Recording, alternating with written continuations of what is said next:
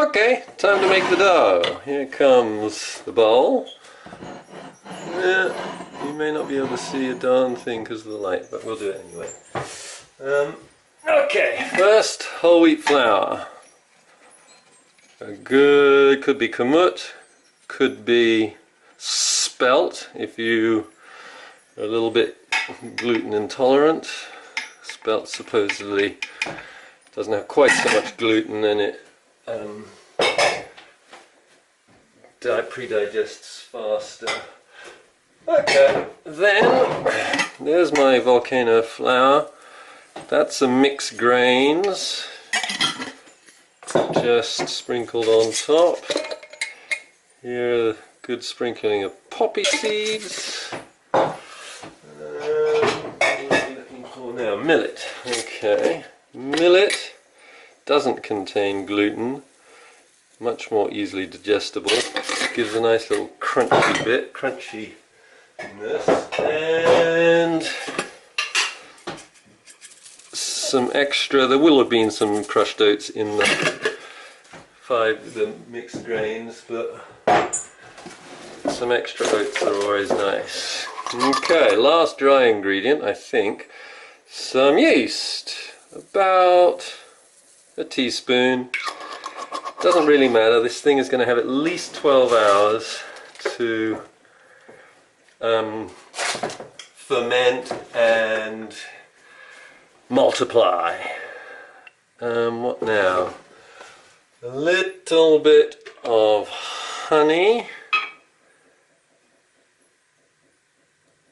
Nice. Oh goodness, that's probably too much, but honey is not essential. If you have a sweet tooth, you're probably going to want some.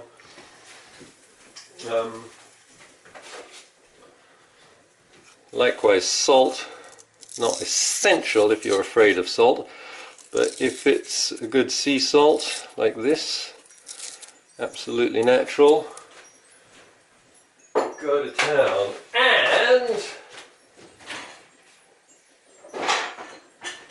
very essential, whey. Can you see that? Okay, that's the whey that's just separated out of our natural yogurt. So that has got lactobacilli, which are going to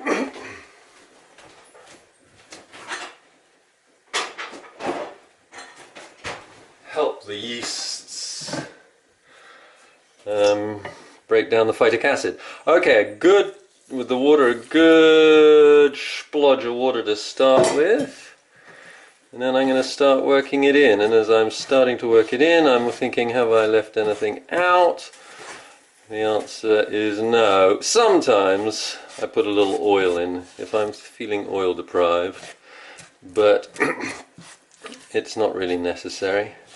We always put a little bit of oil on when we cloak the loaf prior to baking it.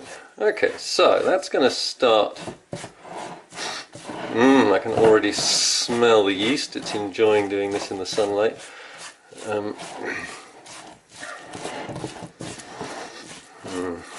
Okay, so the consistency you're looking for, and this is really the crucial thing, is I am going to need more water here. Not too much, so let's see. You want, when the water is entirely taken up in the flours, you want the whole thing to glump together. So when you turn it over, now you see I can't anymore stir it because it's heavy. So I'm going to do this my technique, which I call the flop and squash. So when you flop it over, it's sort of all coming together. It's holding together, but in traditional bread this would be far too moist to knead. If I tried to knead this, it would just be a glucking muck between my fingers, stuck everywhere. But basically that's it. Now I can do it for a little bit longer, just to make sure that everything is worked together, and it's all going to spend the rest of the day and overnight nicely combined.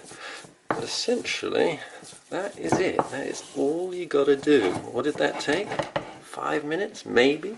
Okay, I'm going to put the tea towel over her. Put her away.